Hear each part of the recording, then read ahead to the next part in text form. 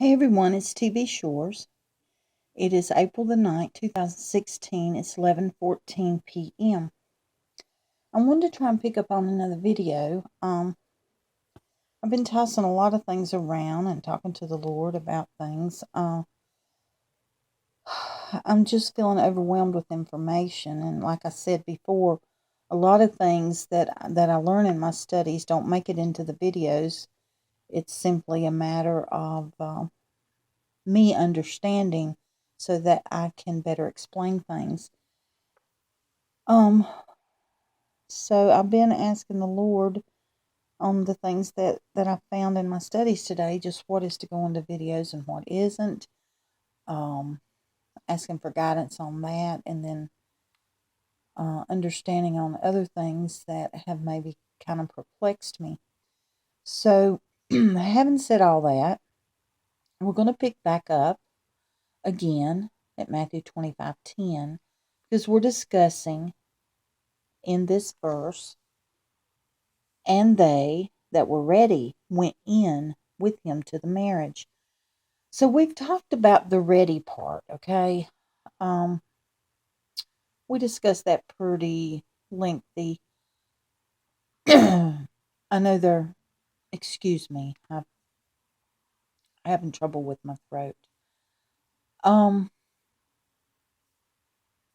it's about having made the necessary preparations to be ready for what's coming, to be ready for the coming of the bridegroom.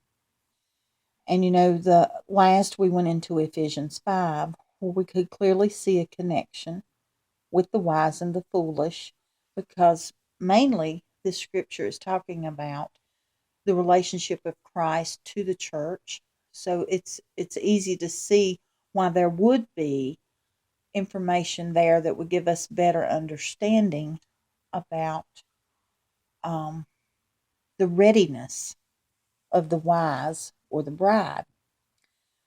As we came on down through Ephesians 5, when we read through it in a couple of videos back, give me a moment and let me get there.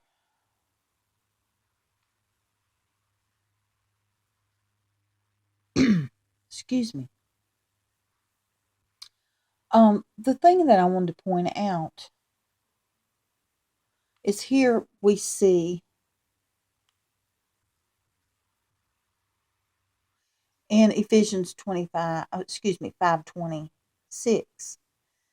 And remember, I told you to stick this up in your mind, in the back of your mind, because we'd come back to it, where it says that he might sanctify and cleanse it, meaning the church, with the washing of the water by the blood, that he might present it to himself a glorious church, not having spot or wrinkle or any such thing, but that it should be holy and without blemish. So we can clearly see this is talking about the bride. And how she gets to this state that is glorious, spotless, and wrinkleless, holy, and without blemish. It says that because it says that he might sanctify and cleanse it, the church, with the washing of the water by the blood, that he might present himself with this glorious church. So it goes back to the word again. And I think I discussed that about how the word is that inner cleansing, that spiritual cleansing. Because the more of the Lord's truth that we learn, the more it purifies us within. The deeper we get into the word, the deeper cleansing within our spirit, because his truth cleanses us within. But the thing I want to go to from there is we see how that is about the cleansing, is the washing of the water by the word, with the washing of the water by the word, gets us to this spotless, holy state. And it's all about getting us to this point of where they two shall be one. Okay? Of course, that's speaking of the marriage, because that's the main thing we want to talk about here. How in Matthew 25:10, we know they were ready. We've talked about the state of readiness. and then they went in with him to the marriage. So the marriage is the thing we want to try to shed some light on at this point. Um, Let me get back over here. When I looked up marriage in the Strongs, it's 1062, and that would be the Greek 1062. Gamos, however you say that, I'm not sure. And it simply means a marriage, wedding, or wedding ceremony. So we really didn't gain much insight on what was meant by this word marriage. So what we're going to do um, is look within the scripture to get an understanding, because we have to see that as it's spoken in Ephesians here. Let me see if I can find that. Yes, we see the comparison of the husband and the wife to the relationship of Christ and the church, but you've got to understand it's simply, I guess the best way to put it would be a metaphor. Um, it is trying to give us insight into that relationship, where, especially here where we see, for we are members of one body, of his flesh and of his bones, meaning that we should function as one. Then we come on down here to Ephesians 5:32. It says, "This is a great mystery, but I speak concerning Christ and the church." So the relationship of Christ and the church is a great mystery. And through giving us this comparison of the husband and wife versus relationship of Christ with the church, is simply to give us something that we can relate it to.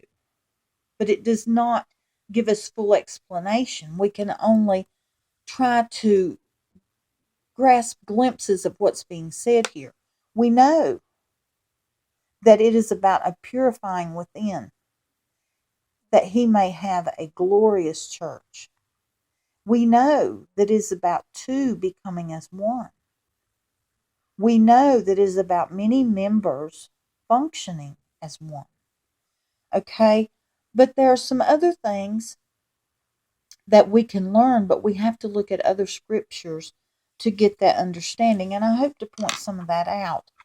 I have learned some fairly in-depth things that I don't feel led to put in this video, simply because every time I try to put in more detailed things, the Lord has me to back it off, keep it simple. So that's what I'm trying to do. When we go to this scripture, let me see where I want to be at right now. Let's look at this again. We just spoke about this here. And this verse, Ephesians 5:26, it's simply talking about it's a means of purifying within in preparation for what is to come. Now, when we know that is about preparation for the bride, because if we look at verse 26 and 27 together, we can clearly understand that. But one thing that the Lord took me to was John chapter 2, and I'm hoping I can explain this as well as the Lord showed it to me. I'm just going to give it my best shot. But when we look at John chapter 2, we see that it gives us, there's a few things we're going to look at. We're going to look at this reference here to the, the third day, there was a marriage. Okay, the thing I want to point out about that is we all know that the third day is a reference to Resurrection Day. I did a search on that very phrase, third day. In the New Testament, third day is found 11 times before we get to John 2, verse 1 here, where it gives reference to the third day there was a marriage. We see third day 2 times after this reference. And they also are reference to resurrection. So every reference in the New Testament that says third day is a reference to resurrection. Now, we have to keep in mind when we're studying the Bible that the Lord, he works in order. And we can learn by the way that we see that he does things that there is meaning behind certain things. So I think it is safe to say that the use of third day here, and since every place that third day is used in the New Testament, besides here, is all in reference to the resurrection, we can certainly say that this third day represents the day of resurrection. So, third day, it says, and the third day there was a marriage. Well, the marriage, of course, as we were looking back in Ephesians, is all about, as we see here, two shall be one. Okay? It is about, as we looked up, now remember this is Christ and his relationship with the church, which is in comparison to the relationship of husband and wife. We see that there is this cleansing within with the washing of water by the word. Okay, if we go back over here, we can see when we read on down through this, when we get to where we have the water pots, and they were filled with water, and they filled them to the brim. Okay, where we see this taking place, where they are filling these water pots, it's about that cleansing within. Okay, I'm going to talk about that a little bit more in the next video. But what I'm trying to do right now is just point out some of these things that give us clues as to what the Lord is trying to share with us by having said these things. When we look in the scriptures, there are certain things that should stand out to us. And when we're reading something and there's something stated that looks like it doesn't really belong there, but they made a point to state it, most often that is something that we should dig into and get a better understanding of what it means. And that's what we're fixing to do with this third day. We're also going to do that with mine hour is not yet come. And of course, I don't know if I'm going to get into the stone water pots. This is not a study of John 2.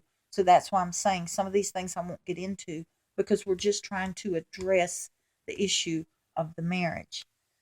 I'm going to cut this off, and I'll get back to you with more on that in the next video. Love y'all.